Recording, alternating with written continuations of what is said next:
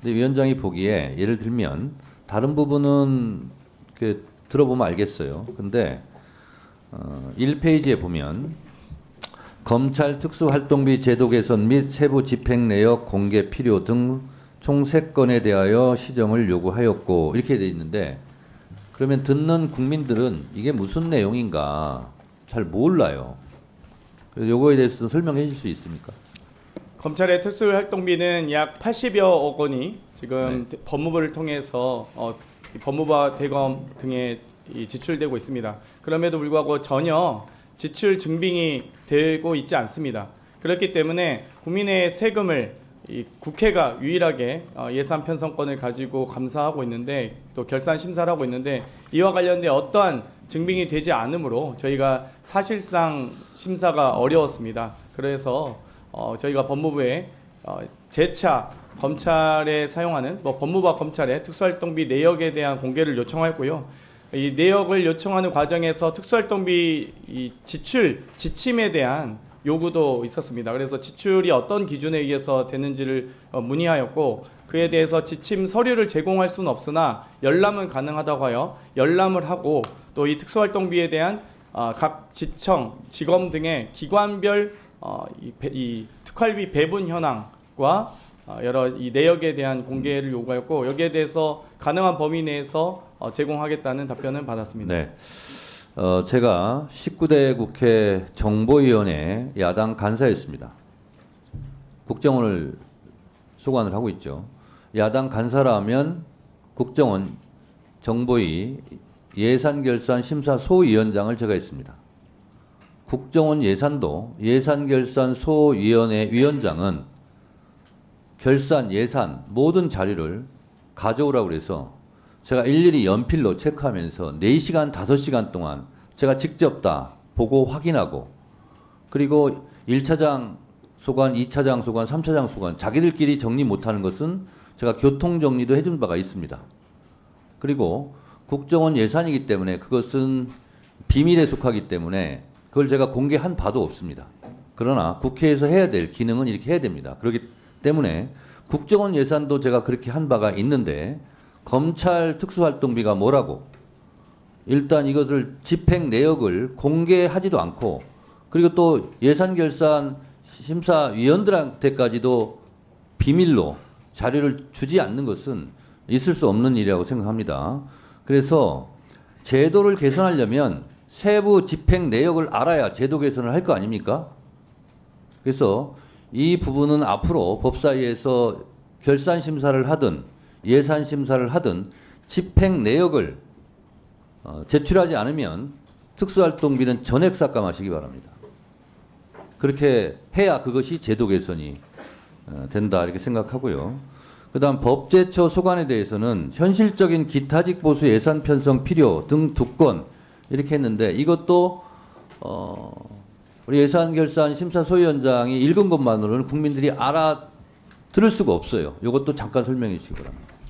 지금 여러 이 정규직을 제외한 또 이 비정규직 등으로 여러 업무에 종사하도록 하는 분들도 계시고요. 또 여러 기타직이라고 해서 정규직 이외에 직제를 가지신 분들이 실제 근무하고 계십니다. 그렇기 때문에 여기에 대한 이 현실적인 보수와 또 체계를 좀 만들어서 현실적 대안을 만들어야 된다 정도 보고 드리겠습니다. 네, 감사원에서는요.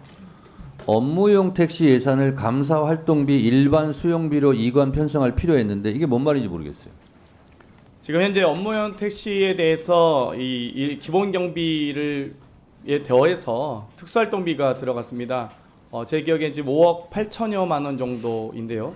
감사원 직원 전체 직원 1,100명이라 봤을 때 그중에 감사 실제 업무를 하는 인원들이 만약 탄다고 해도 2만 원씩 택시비를 타도 2만 8천여 회를 택시를 탄 것이 됩니다. 그렇기 때문에 5억 8천여만 원의 택시비 지출은 너무 지나치게 과다하다라고 했지만 실제 총액만 저희 법사위 예결소위에 보고를 했지 구체적 사항에 대해서는 보고하지 않았습니다. 내역을 제출하지 않았기 때문에 강력하게 내역 제출해 주실 것을 요구했고요. 이에 대해서 일자와 여러 이 사용 시간 등을 고려해서 제출하기로 일단 했습니다. 자, 그러니까요. 감사원에서 감사원 직원들이 감사를 하기 위해서 가는데 업무용 택시를 탄다는 겁니까? 그런 거죠? 예, 그렇습니다. 근데 그것이 5억이 넘는다는 거예요? 5억 8천여 7,900만 원 정도. 감사원은 다른 차량은 없습니까? 택시를 타고 다녀야 됩니까? 뭐 그와 관련돼서 말씀드렸는데 뭐 이 잦은 야근으로 인한 택시 이용이었다라고 이것도- 하기에는 전혀 사실 소명이 되지 않았고요. 그리고 이것도요. 예, 실제로 업무용 택시를 탔는지 아닌지도 지금 확인이 안 된 상태 아닙니까? 그렇습니다. 이 집행 내역을 자세히 보고하지 않기 때문에 네, 그런 거죠? 전혀 내역이 없었습니다. 이렇게 되면 국회에서 부실 결산 감사가 되는 거죠. 그리고요.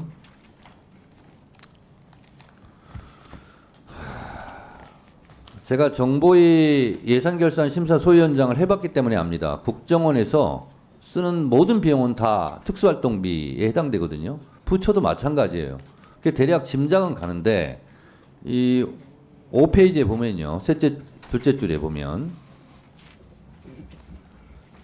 적정성과 투명성 확보 및 제도 개선 이거는 직접 국회에서 보지 않으면 할 수가 없는 겁니다. 그래서 이것도 직접 봐야 되고요. 특수활동비 관련 지침을 소위 위원들이 직접 열람하였습니까? 예, 열람했습니다. 그걸 여기서 공개할 수는 없습니까?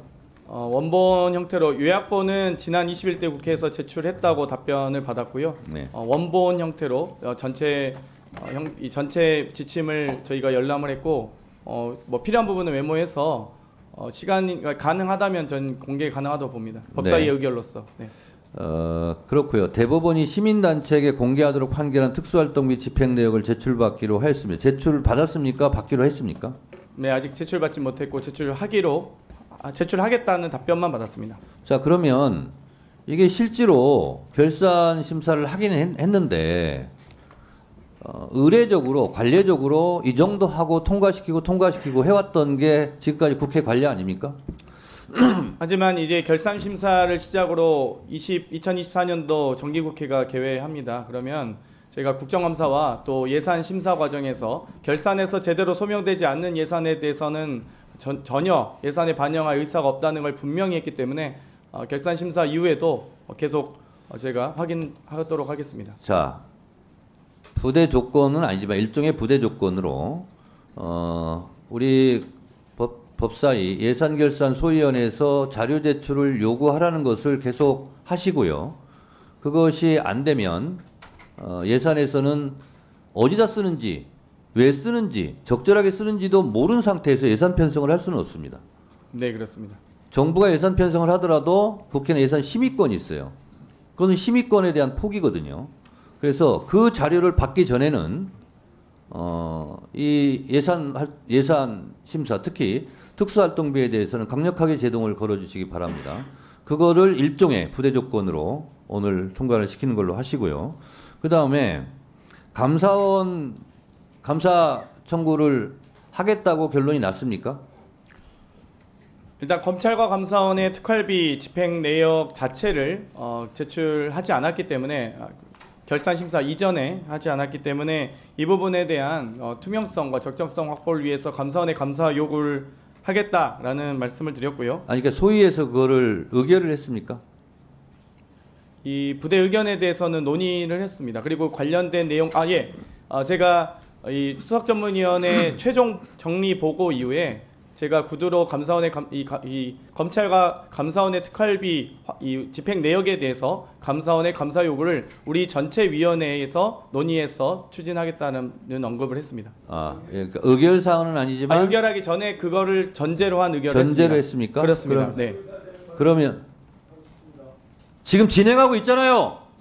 손 내리세요 좀. 진행하는 게 너무 이상해갖고. 이상할 게 없습니다. 왜 이상하네요? 자, 장경태 소위원장. 예. 그러면 소위원을 존중해야죠. 마치 소위원장 같다고. 그러면 의결하기 전에 감사원 감사 청구를 전제로 의결했다는 거죠. 예, 그렇습니다. 그러면 양 간사 간의 감사원 청구 부분에 대해서는 협의를 해주시기 바랍니다. 수고하셨습니다. 예, 감사합니다. 존중하고 해야지 말이지. 하나하나 무슨 뭐 따지듯이 훈계하듯이 시정시키고 말이지 현장에서. 그럼 동료같이 심의하는 의원들 뭘 모르는 거예요? 아니 소위원장은 가만히 있는데 왜 그러세요? 도의위원장님이 송석준 의원님, 보이면 안 되죠.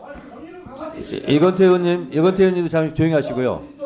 저희들 보고하면서 뭐라고 하든 반응하지 마시고요. 송석준 의원님, 이렇게 행동을 보여주지. 송석준 의원님 위원장의 여기 아무나 발언권을 얻지 않고 발언했으므로 145조 1항에 의해서 경고합니다. 맨날 경고야 맨날. 맨날 경고 먹을 짓을 하고 있잖아요. 1차 경고합니다. 이거 보험처럼 진행하지 마세요.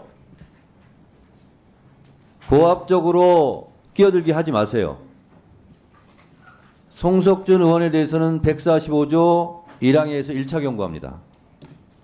위원장의 발언권을 얻고 발언하시고 위원장 발언권을 얻지 않고 계속 발언할 시에는 145조 2항을 적용할 수 있음을 미리 경고 말씀드립니다.